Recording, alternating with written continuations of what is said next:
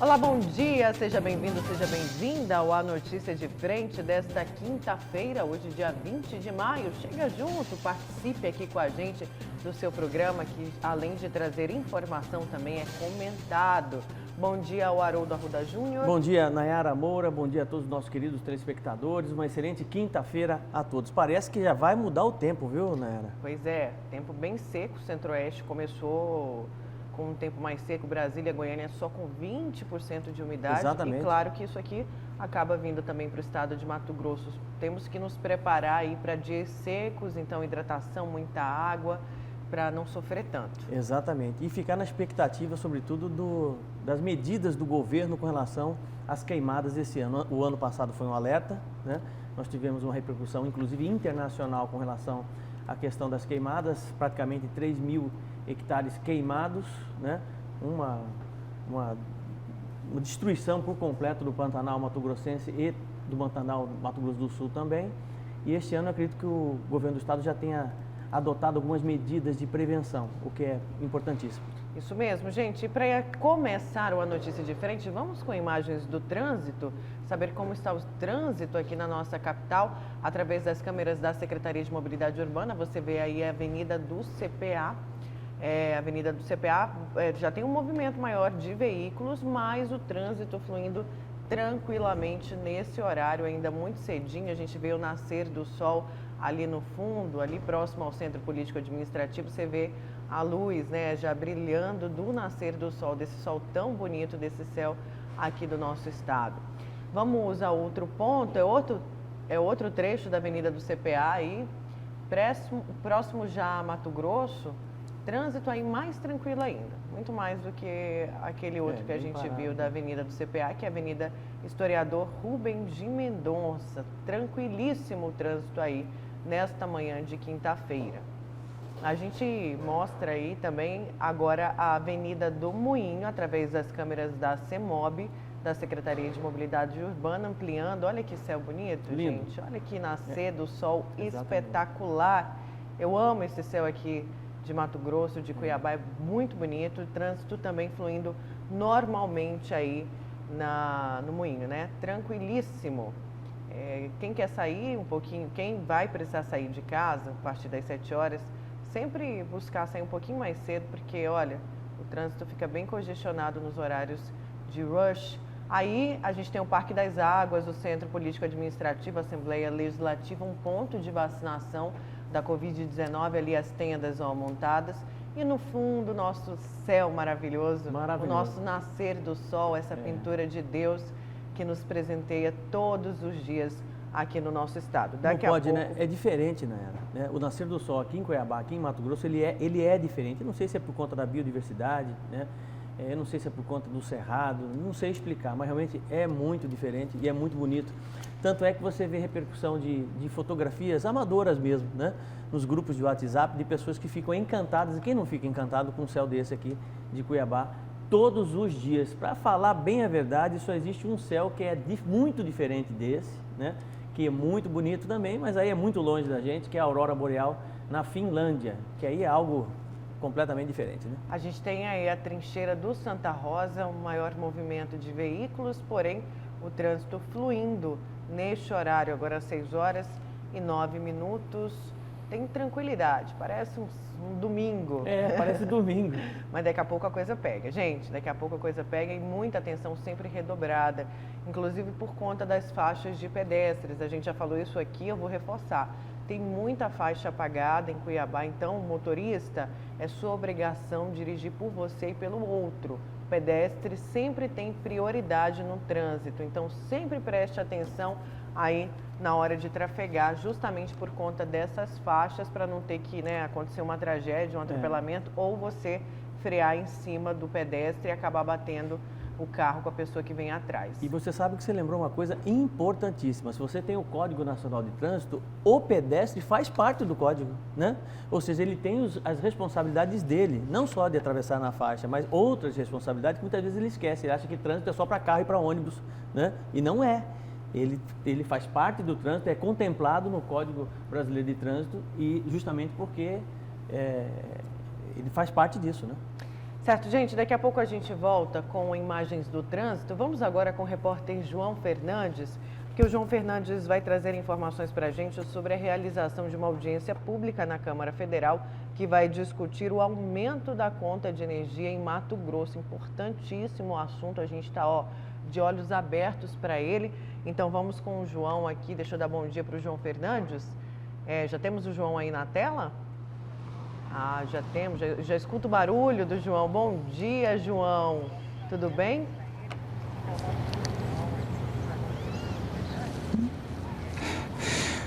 Oi, Nayara. Bom dia para você, Haroldo, para quem está em casa também, uma ótima quinta-feira. Antes de falar desse assunto importantíssimo, pedir para o Valdir Moraes e também para o Juarez, para mostrar esse sol que você estava falando agora, que ele foi aparecendo aqui, ó, do nosso lado aos pouquinhos, aparecendo no horizonte lá, lindo demais, né? Uma cena maravilhosa logo cedo. Vamos ver se dá para a gente poder retratar isso e revelar para o nosso telespectador. Olha só, ele estava bem baixo, há alguns segundos, né?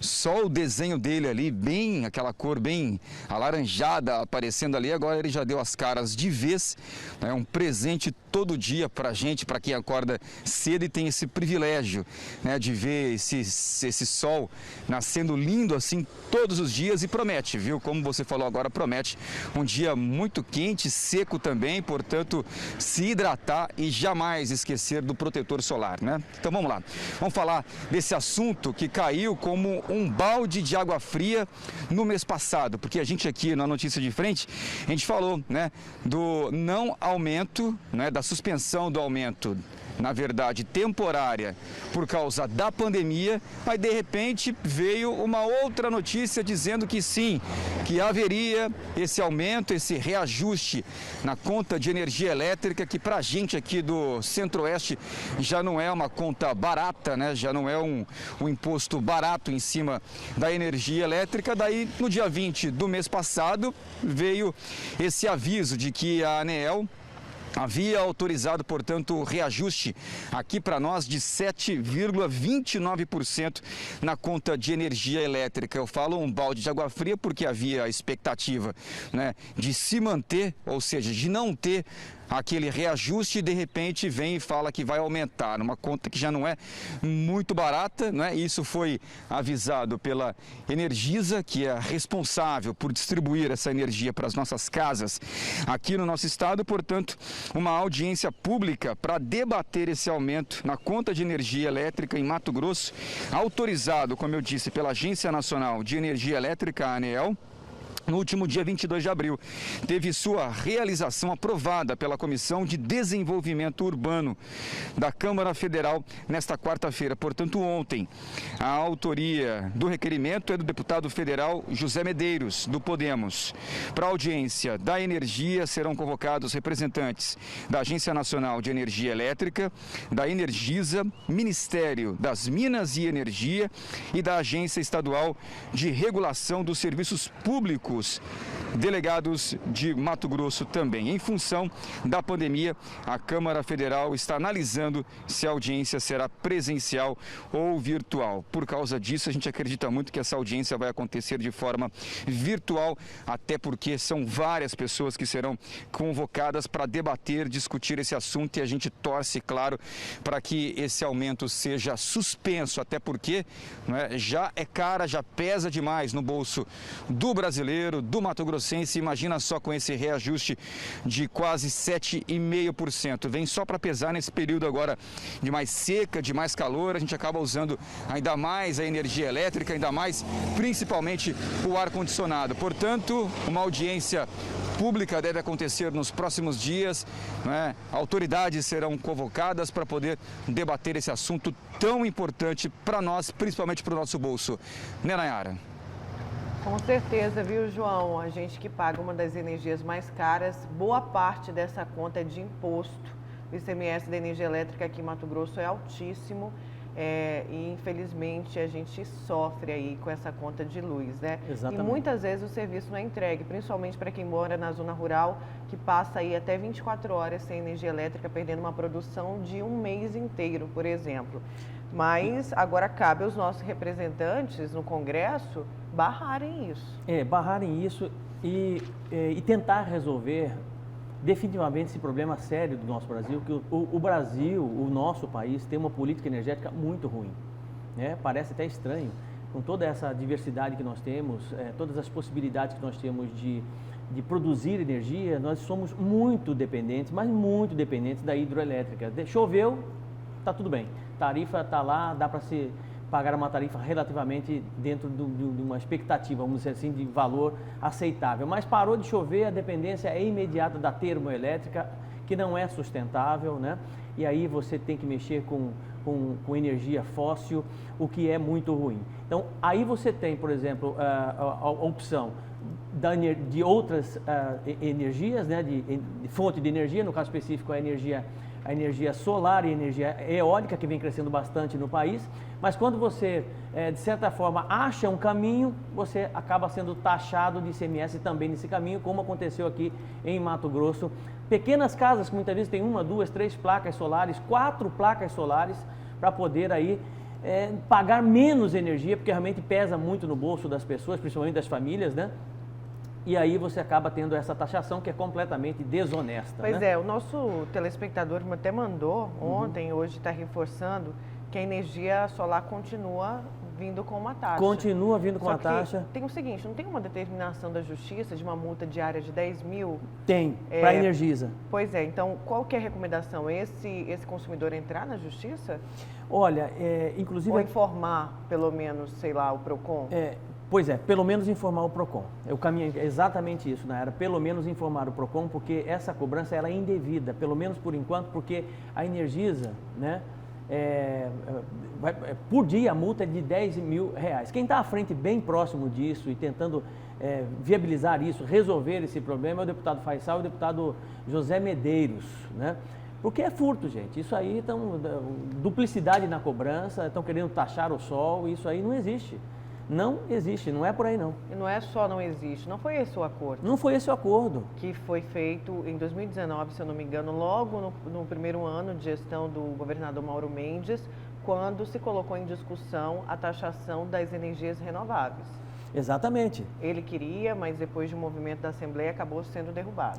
E tem um ponto mais importante, que isso que nós deveríamos levar em consideração, que é o encaminhamento com relação à sustentabilidade, que foi pauta principal da cúpula de líderes dos Estados Unidos, uma convocação feita pelo presidente Joe Biden, né, de que tem que existir um compromisso com a natureza e com o meio ambiente.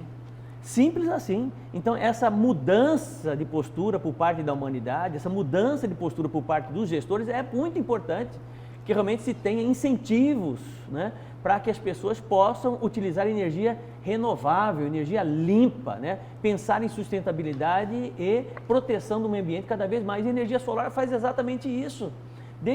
Porque energia solar é só rico. Não, senhor. Não, senhor.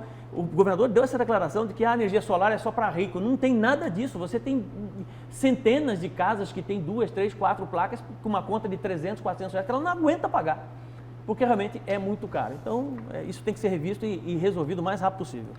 Pois é, e a Justiça já entrou em cena também, Já. Isso que é importante, né? Bom, vamos falar agora de servidores públicos, de direitos, porque ainda vai chegar à Assembleia Legislativa o projeto de lei do Executivo que visa reduzir os descontos dos vencimentos dos servidores, aposentados e pensionistas do Estado. Vamos conferir na reportagem.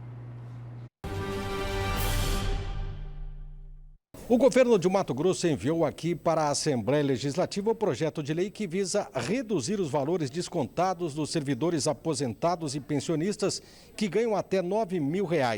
A proposta, segundo o deputado Botelho, deverá passar pelo Conselho da Previdência antes de ser encaminhada à Casa de Leis. O deputado falou com a imprensa e deu detalhes, dirimiu dúvidas dos servidores que ainda estavam confusos em relação aos percentuais que serão descontados ou não dos seus vencimentos. Esse desconto ele vai continuar até os 13.300 e nós vamos dar esse rebate de 13.300 até 9 mil. Daí para frente, continua como está, ou seja, rebate um salário mínimo e paga 14%.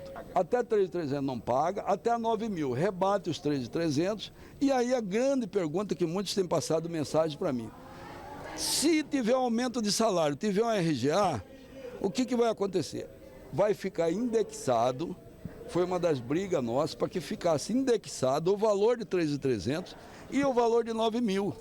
Então, esses dois valores, eles vão ser móveis de acordo com o aumento de salário. Aumentou o salário, eles aumentam na mesma proporção. Eu perguntei ao deputado se o projeto será votado ainda esta semana, ele disse que não, exatamente porque precisa passar pelas comissões pertinentes até voltar ao plenário para votação. Tem que ir para a comissão da Previdência, depois da comissão da Previdência ele vem para a Assembleia. Aí nós vamos fazer uma força-tarefa aí para votar o mais rápido possível, para valer o mais rápido para essas pessoas. E ontem nós recebemos no Jornal do Meio-Dia o representante lá, o Edmundo César, que é o representante da área meio dos funcionários públicos aqui do estado de Mato Grosso. Ele falava, né, dessa desvalorização, dessa briga, desse desgaste com o governador e de que eles não têm um diálogo, eles não conseguem ter acesso ao governo. Isso é um problema. Eles ficam ali pedindo para o secretário Mauro Carvalho, mas nunca conseguiram agora uma reunião com o governador. Isso é um problema, né, Nayara? Gigantesco. Você ter, por exemplo, uma gestão, um executivo que não conversa, que não mantém o mínimo de diálogo com categorias, com servidores, com seus pares, realmente é muito complicado. Mas me parece que agora o governo do estado, juntamente com a Assembleia Legislativa, acharam pelo menos um norte, né? Um encaminhamento que possa minimizar o problema e a dor aí dos aposentados e pensionistas. Eu não vou aqui entrar no mérito com relação ao rebate, ou seja, o valor a alíquota que está sendo calculado aí para mais ou para menos, o que vai descontar, o que não vai descontar, porque eu não conheço os números do governo, né? Na medida que eu não conheço os números do governo, eu não posso ser populista, né, e leviano ao ponto de dizer o seguinte, podia melhorar, podia fazer com que realmente o percentual fosse menor ainda, né, de desconto. Então, o caminhamento não é esse, né? O caminhamento é que o governo e a Assembleia já acharam um caminho para que realmente possa minimizar aí o sofrimento dessas pessoas, porque o pouco que retira faz uma diferença muito grande no bolso dessas pessoas que, na maioria das vezes, utilizam o recurso para comprar remédios. Mas aí não é só isso, gente. A pessoa trabalhou uma vida inteira. A vida inteira. Prestação, exatamente. É uma vida inteira. Às vezes fala assim, mas o servidor público, olha só quanto ele ganha. Mas você já viu quanto tempo de trabalho? Exatamente. Quanto tempo de trabalho. Muitos ali têm 40 anos nessa profissão. Muitos ali se dedicaram. E esse rombo da Previdência, quem deve pagar essa conta não é o servidor público. O servidor público não é o culpado pelo rombo da Previdência. De jeito nenhum. Mas isso é reflexo de uma sociedade altamente utilitarista. O Brasil tem uma sociedade de descarte. Né? O que é uma sociedade de descarte? Muito diferente dos Estados Unidos, por exemplo. Né? Por que eu cito os Estados Unidos? Muito diferente da Europa, alguns países da Europa, por exemplo. A valorização das pessoas que já contribuíram, dos aposentados, é algo espetacular. Né? Um soldado, esqueci o nome que a gente utiliza para o soldado que foi para a guerra, Segunda Guerra, né? Enfim, aí, o veterano de guerra, por exemplo, nos Estados Unidos, ele é reverenciado na rua, no shopping, ele anda com a farda, as pessoas, as crianças vão lá, abraçam, né? Existe um respeito com o idoso, isso é muito importante. Aqui não, aqui funciona como descarte, não tem mais utilidade, deixa num canto, não tem essa valorização que deveria ter. Não respeito nem vaga dentro do ônibus do idoso. Está ali muitas vezes uma vaga para ele poder sentar, para ele poder, né? Vaga muitas vezes em supermercado, né? O sujeito vai lá com 18, 19 anos de idade e para na vaga, ele não está nem aí, não respeita ninguém. Quer dizer, então é impressionante como que essa cultura de transgressão, né, está aí cravada no DNA de boa parte dos brasileiros. Enquanto nós não resolvermos isso só resolve como, professor? Me perguntam muito isso, né? Você fala sempre o problema, mas não apresenta a solução. A solução é escola. A solução é escola, é valorizar a professor. Como é que você sabe? Porque os outros países resolveram dessa forma, né? Olhe para os outros países que tinham o mesmo problema e como é que eles solucionaram isso, investindo altamente na área da educação. Não é porque eu sou professor, não. É lá no ensino fundamental, não é nem no ensino superior. No ensino fundamental, para você mostrar para as crianças, gente, o melhor sistema de educação do mundo, um dos melhores do mundo, que é da Finlândia, existe aula de convivência para criança de 3, 4 anos de idade. Para ela aprender a dar bom dia, boa tarde, boa noite, com licença, obrigado, valorizar o idoso, né? Entender as relações, saber o papel de responsabilidade social, de responsabilidade civil que ela tem que ter em sociedade.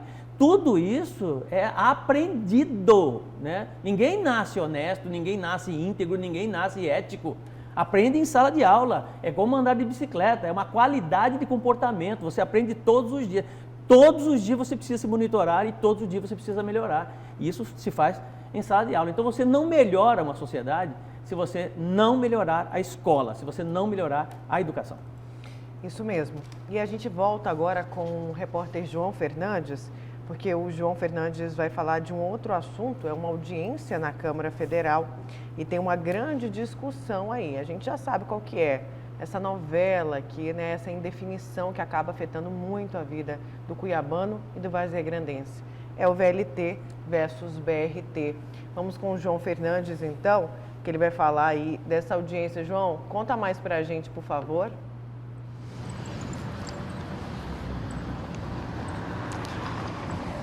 É um serviço, né, Nayara, que facilitaria a vida de muita gente aqui na Baixada Cuiabana, principalmente entre Cuiabá e também Várzea Grande. Esse VLT ou BRT, o investimento que a gente já falou aqui, mais de 4 bilhões de reais, o investimento que foi feito, né, para a Copa do Mundo, isso acabou não saindo e está toda a estrutura lá sendo comida pelo tempo, literalmente, principalmente os vagões que foram adquiridos. Agora a discussão é essa, não é? Se mantém esse tipo de modal, não é, o VLT, ou se troca para o BRT, que é o sistema de ônibus mais rápido. Com isso, a Comissão de Desenvolvimento Urbano da Câmara Federal aprovou, portanto, a realização de uma audiência pública para debater a troca, portanto, do veículo leve sob trilhos, o VLT, pelo BRT, que é esse sistema de ônibus mais rápido, né, de trânsito mais rápido aqui em Cuiabá e Várzea Grande. O requerimento de autoria do deputado José Medeiros foi aprovado ontem, quarta-feira. A previsão é que a audiência seja realizada nas próximas semanas. A Comissão de Desenvolvimento Urbano deve convocar para esta audiência pública do VLT o governador Mauro Mendes, os prefeitos de Cuiabá e também Várzea Grande, além de representantes da Caixa Econômica Federal, do governo federal e do consórcio também VLT e do movimento Pró-VLT.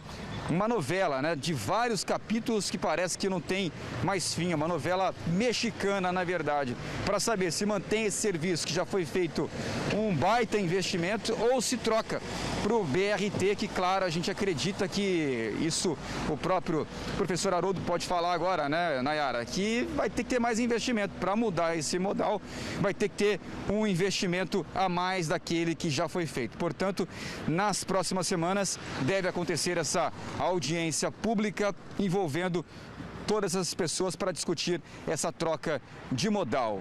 O povo quer saber e o povo quer que isso seja resolvido o mais rápido possível, porque utilizar os ônibus como é utilizado hoje, né, um serviço mais precário, sempre lotado, né, de péssima qualidade, que a gente nota, a gente mostra aqui, isso facilitaria a vida de muitos trabalhadores, principalmente, né, Nayara? Com certeza, viu, João? É um sonho aí do cuiabano, do varzegrandense. Pena que pegaram esse sonho e acabaram usando para roubar dinheiro. Essa que é a grande verdade, né? O VLT exatamente foi usado para roubar o dinheiro público, mas uma coisa não tem nada, uma coisa não tem a ver com a outra, não justifica, né? Não é porque foi fruto de uma corrupção, de um grande esquema, que o VLT não deve ser concluído, até porque já tem ali no meio de Várzea Grande quase que 70%, segundo aí os estudiosos da obra ali em Várzea Grande. Então vamos aguardar o que vai ser definido nessa audiência. Este é o encaminhamento que deveria ter sido feito lá atrás, né? Não sei se vocês se lembram, nós entrevistamos aqui o deputado Leonardo, né? Eu fiz a pergunta para ele, eu falei, escuta, vocês foram como deputados federais, vocês foram ouvidos, né?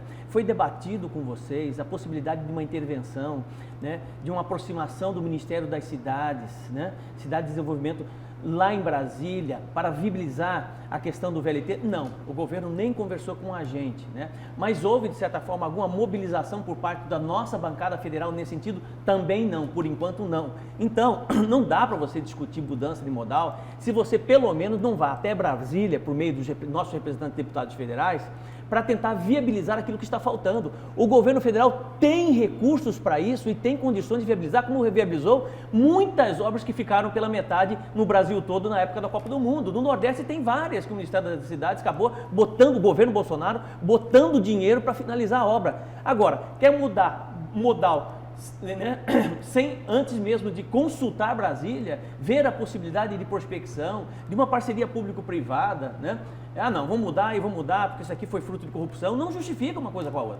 Não tem nada a ver uma coisa com a outra. A corrupção é uma coisa, precisa se apurar o dinheiro, devolver para o Estado aquilo que foi desviado, botar na cadeia os bandidos que de certa forma, sumiram com esse dinheiro, né? Como bem disse a Nayara, com relação a essa corrupção toda aí que nós conhecemos já, novela antiga, né? E achar um encaminhamento mais viável. Aí é plano de viabilidade. Viabilidade é botar o dinheiro no lugar certo, na quantia certa, no momento certo. É isso que precisa fazer. E a bancada federal agora começou a funcionar. Porque esse é o encaminhamento para realmente dar uma solução para a questão dessa novela mexicana que é o VLT aqui em Cuiabá. Esse é o entendimento que eu sempre tive e eu acho que vai funcionar daqui para frente. Vamos aqui com a participação dos nossos telespectadores. Deixa eu falar de uma operação rapidinho que está acontecendo em Barra do Garças. Neste momento, a operação é a Hot Money, dinheiro quente, né, na livre tradução aí. E a operação visa prender aí pessoas ligadas à lavagem de dinheiro, tráfico de drogas.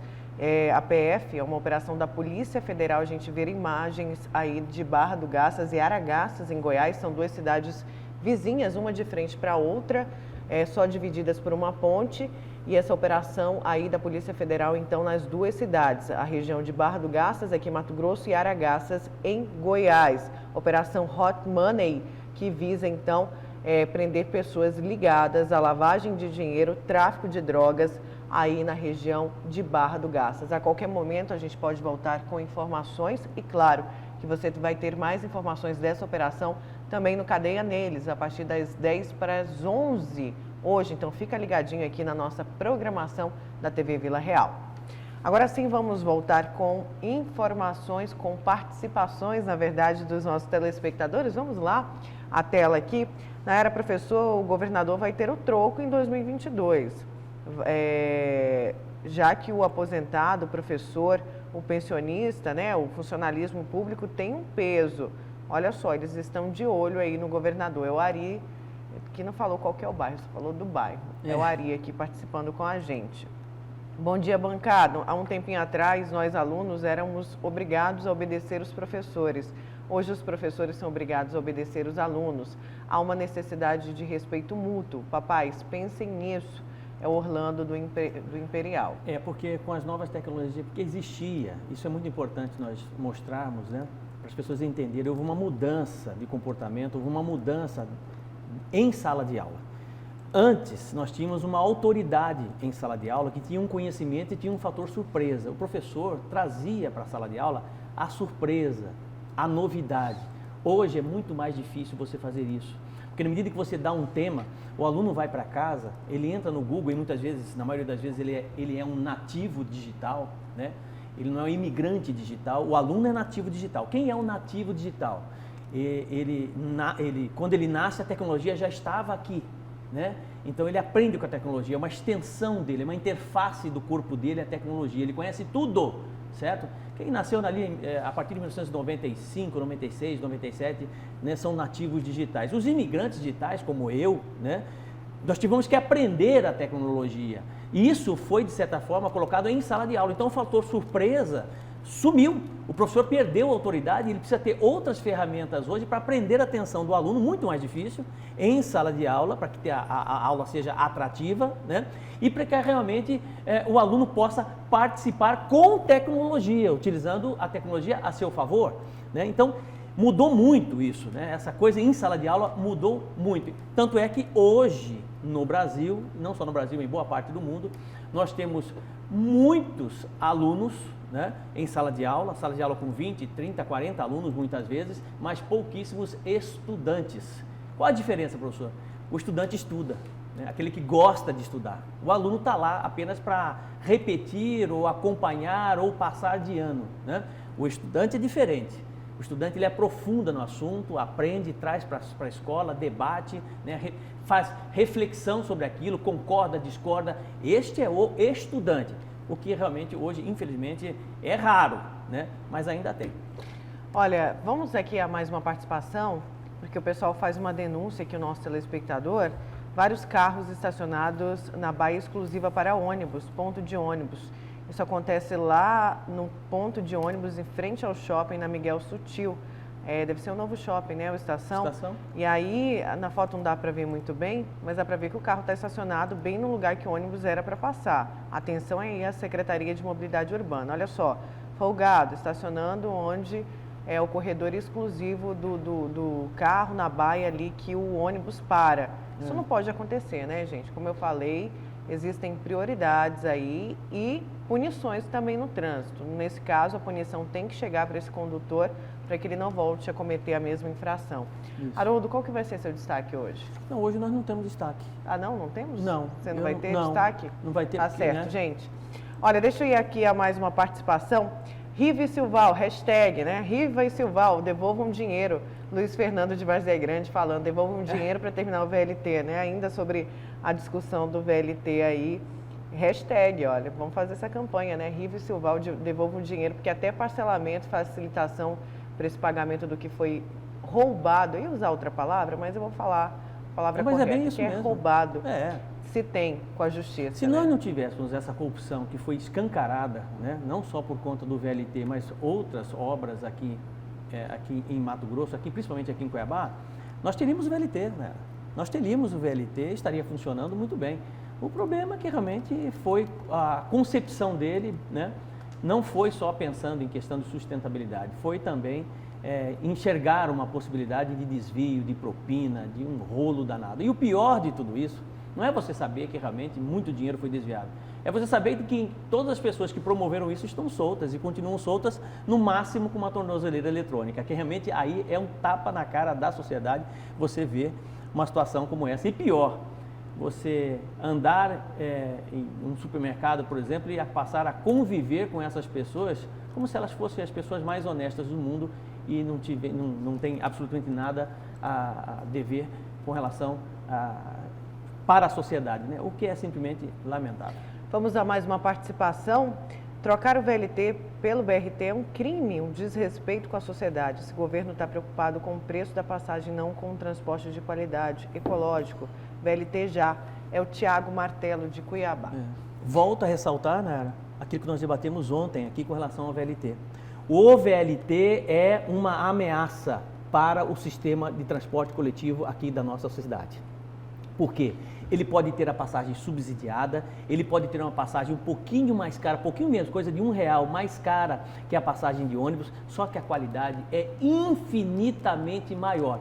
Você acha que o usuário de transporte coletivo, pegando esse ônibus velho, né, quebrado, sem ar-condicionado, tudo apertado, vai continuar utilizando este modal, ao invés de utilizar um outro meio de transporte silencioso, né, confortável, com ar-condicionado e mais rápido? O que é que você acha? Existe uma indústria por trás disso, indústria de carroceria, fabricantes de ônibus, de pneu, combustíveis, tudo envolvendo exatamente o transporte coletivo aqui da nossa cidade. É uma pressão muito grande, é uma pressão política e precisa ter muita coragem para fazer esse tipo de enfrentamento, né? E como nós sabemos que a área de transporte, né, a área da energia, a água do saneamento básico são áreas que realmente, do lixo, né, são áreas que realmente dominam e têm um poder político muito grande e influencia muito grande a política aqui no nosso estado, aí fica mais difícil ainda. Bom, vamos para o intervalo. O pessoal está falando aqui para comentar a CPI, né? O depoimento do ex-ministro da Saúde, Eduardo Pazuello. A gente vai falar sobre isso, tem matéria. Vamos comentar sobre isso ainda aqui no A Notícia de Frente. A gente vai para o intervalo. Na volta tem mais informação, mais participação aqui no seu jornal. Vamos para o intervalo com imagens do trânsito aqui na capital. Temos imagens através das câmeras da Secretaria de Mobilidade Urbana. A Avenida do CPAI para você na tela. A gente já volta.